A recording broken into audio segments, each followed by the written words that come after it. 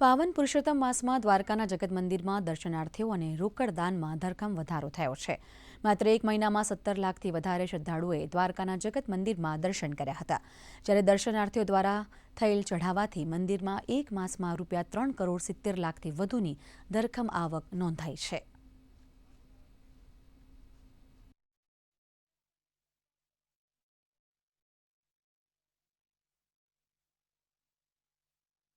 શ્રી દ્વારકાધીશ મંદિર દ્વારકા ખાતે પધારતા ભગવાન દ્વારકાધીશના વાલા ભક્તોને વિનંતી કરવા માગું છું કે હાલમાં દ્વારકાના દરિયામાં આખરનો પવન ચાલુમાં છે, ભરતીનો સમયગાળો છે।